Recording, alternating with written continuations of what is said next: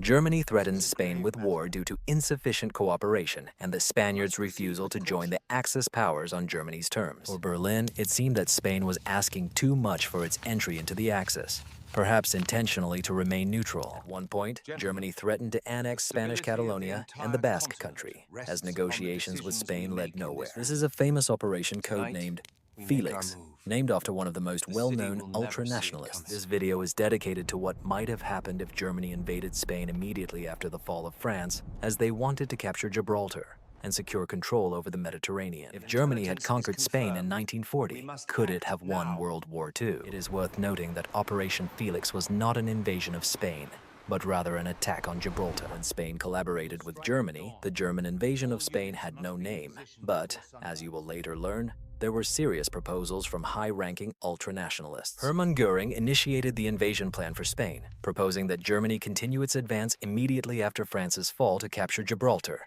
and the Balearic Islands. This happened shortly before the capitulation of France. Most importantly, Göring proposed to invade Spain instead of starting the battle for Britain, which, as we know, ended in failure, preventing the destruction of the Royal Air Force. In this alternate history, perhaps Hitler would have been convinced to invade Spain instead of participating in the battle for Britain. Thus, the Axis could become stronger, as an invasion of Spain could be successful, since the country had just finished a civil war and would not be able to withstand German pressure. Moreover, Germany had the strongest land army on the continent, which would give it an advantage in the struggle against Spain, rather than in naval battles with Britain. Operation Felix was also supported by Hindenburg, who spoke of the necessity of capturing Gibraltar and Spanish North Africa before the start of the campaign in North Africa. The goal of the operation was to secure control over the Mediterranean Sea by first capturing Gibraltar, then successfully winning the campaign in North Africa and taking the Suez Canal. This would force Britain to go around Africa to reach India and the Asian theater. It is important to note that the expansion of Operation Felix was named Isabella, which was planned for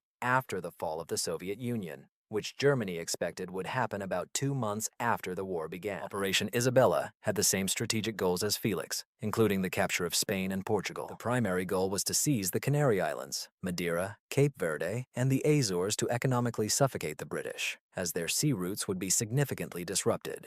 These ports would be used for German submarines. Let's imagine an alternative history where Germany decides to start Operation Felix and invade Spain, then plans to attack Portugal. This invasion of Spain will occur in the context where the Battle of Britain is replaced by this operation. Hermann Göring and his associates will convince the Austrian artist to focus on Spain and then on North Africa. The Führer agrees that the best way to force Britain out of the war is to lead it to new defeats. They hope to capture Djibouti and then Egypt so that Britain can begin peace negotiations in the year 1940. This was Germany's main goal in 1940. To draw Britain out of the war and strengthen its positions in the West, then focus on the Eastern Front and destroy the Soviet Union. On the screen, you see real photographs that my father took in the vicinity of Yalta, so you better understand why this place is called the Rock. Alfred Jodl even presented this plan to Hitler, which involved cutting Britain off from its colonies in Asia, forcing it to turn to the world.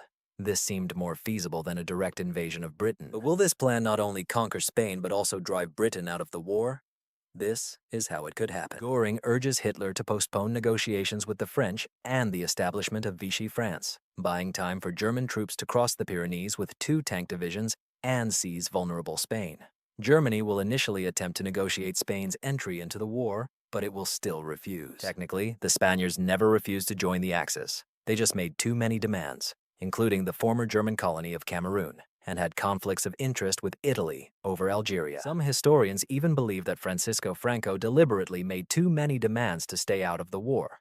Rumor has it that Hitler told Mussolini at the end of 1940 that he would prefer to have 4 of his own rather than meet that man again. In this alternative history, the Germans decide to invade Spain instead of hoping for its entry into the Axis, but they also attack Andorra, as planned in Operation Isabella. Peace negotiations with France will be postponed by the Germans as they seek to buy time for conquering French North Africa. Göring will have 2 tank divisions, which will, of course, receive support from infantry that has just captured all of France. The air forces will focus on Spain rather than Britain, as the Battle of Britain will never occur, due to the German command's belief that the best course of action is to control the Mediterranean Sea rather than a direct invasion. Around July 1st, 1940, France had already capitulated, but the terms of surrender were still being discussed to give Germany more time. Italy had already entered the war against France and Britain. The British understood the importance of the peninsula and, when France fell, evacuated most civilians, doubling the security in the region and fortifying it. They expected Spain to join the Axis in 1941, but did not foresee that Germany would invade Spain in mid-1940, which would happen in this alternate history. That is why Operation Pilgrim, the British plan to capture the Atlantic islands of Portugal and Spain, could fail or not be initiated. This plan was developed in April 1941, while Germany invaded Spain in July 1940, almost a year before the British devised this plan. Therefore, the British could not adequately respond to the German invasion of Spain, especially right after the fall of France.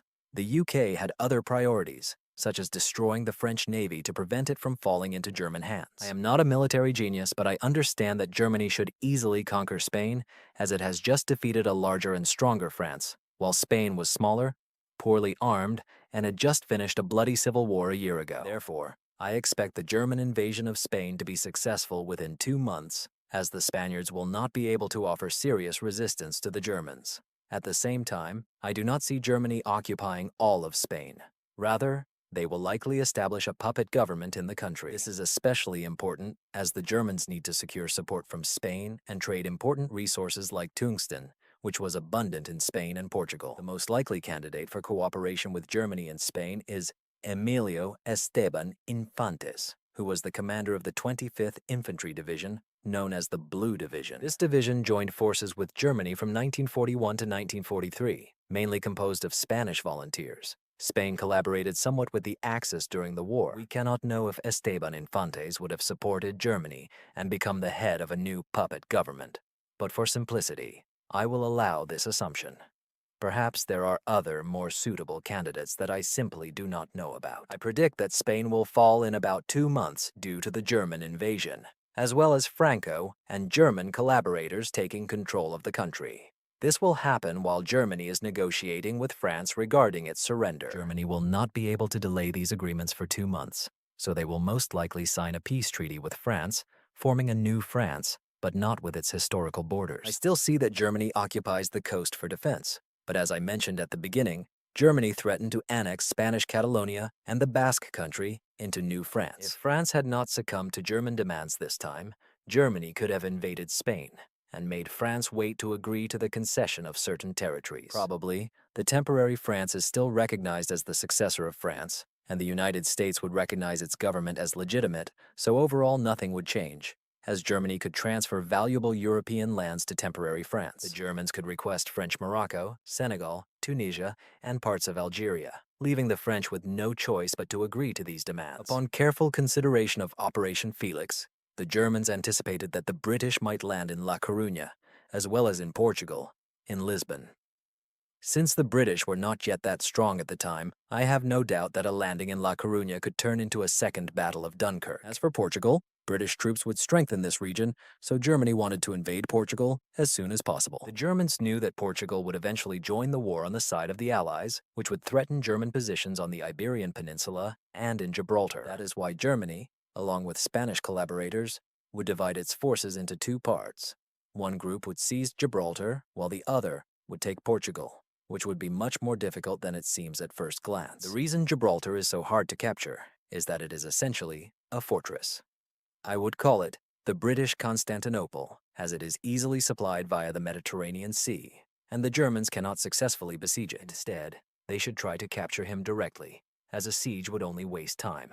As part of Operation Felix, the Germans calculated that they would need air support and a ground assault with at least 2 infantry regiments, 3 engineer battalions, and 12 artillery regiments. In terms of Germany's military planning, it is necessary to ensure air superiority and 2 of these divisions for the capture of Gibraltar, which seems feasible. However, the problem was that Germany could not ensure its superiority not due to a lack of aircraft or tactics, but because of Spanish airfields and infrastructure. Spain did not have enough airports to support German Stuka dive bombers, and the Spanish airports near Gibraltar were too small, while the main airports were too far away. As for the infrastructure, the Spanish roads were on par with modern Balkans, and their railways were in a similar state. Therefore, Germany would face difficulties in transporting the necessary artillery to the front lines, as well as in its supply. Therefore, the best solution for Germany would be to wait, build larger airfields, and position pilots closer to the border. This would not be the most optimal solution, as Britain would strengthen the peninsula with air defense and additional garrisons. But Germany could not simply capture Gibraltar. In the meantime, they should invade Portugal. Portugal, in turn, would be a significantly more complex target. The situation may be more complicated than expected, but Germany is quite capable of handling it, given its current resources. The main problem lies in the population density of Portugal, which is always concentrated along the coast, making the Spanish border and inland provinces sparsely populated even today. This means that if Germany decides to invade Portugal, they will initially be able to quickly and easily capture the territory, but will gain nothing truly valuable. Furthermore, Portugal can employ scorched earth tactics, which will significantly slow down the Germans' advance. Thus, the invasion of Portugal will be simple at first, but as we delve deeper into the country, the situation will become significantly more complicated. Germany managed to capture Spain in just 2 months, but, according to my estimates, it may take 6 to 12 months for complete subjugation of Portugal. This is related not only to the population density I mentioned earlier, but also to the likely arrival of British reinforcements. I am sure Erwin Romo will be sent to Portugal before heading to North Africa to deal with the British forces. Overall, I expect Germany to succeed on this front, but it will take time until March 1941. The decline of Gibraltar will occur around the same time, if not a little earlier. I see that Spain may occupy Portugal to compensate for losses in Catalonia and the Basque country. Thus, an Iberian federation will arise. This will, of course, be an extremely unstable state, having experienced a civil war and a German invasion, and will become the weakest member of the Axis. Meanwhile, the campaign in North Africa will continue, but I do not think there will be any significant changes. This is related to the fact that at that time, historically, the British expected Spain to join the Axis, and therefore, they supplied Egypt through all of Africa rather than through Djibouti. This means that the capture of Djibouti in this alternative reality will change little in the situation in North Africa, and I expect it to develop roughly the same way unless I am missing something important. One can expect that Germany will benefit from the invasion of Spain and Portugal, and I have only described the positive aspects for Germany. I believe this will bring short-term gains, but in the long run, it will prove catastrophic during World War II. By March 1941, the Germans will finish the Iberian campaign and aim for the Balkans. I expect everything will happen just as it did, and Germany will complete its actions just in time to assist Italy and Greece. The entire peninsula will either voluntarily or forcibly join the Axis, creating a problem as Germany now controls the Iberian Peninsula, which may be seen as a short-term advantage, but in 1943 and 1944, the British will take this opportunity to land in Iberia, which I will discuss later. At this moment, I see that Operation Barbarossa will be slightly delayed, which will have serious consequences, as Germany has captured Djibouti, Spain, and Portugal, and these losses cannot be ignored. The beginning of Operation Barbarossa might not have been as powerful as it actually was, or the operation could have been delayed by several months, resulting in a similar outcome. The Soviet Union faced real difficulties at the beginning of the war, but with the help of allies and strong leadership, the country quickly recovered and was able to stand against the Germans. The Axis may never manage to penetrate as deeply as in Stalingrad, and expect to be pushed back a little earlier than it historically happened. Germany's goal was not to engage in battle for Britain, but rather to use its forces to capture Spain and Portugal, which might have been a more sensible use of resources. The problem for Germany was that the Allies always had the advantage over the Axis. I refer to a chart showing the gross domestic product of the Axis and Allies in comparison. Almost always in a war lasting more than 5 years, the side with the highest gross domestic product usually wins.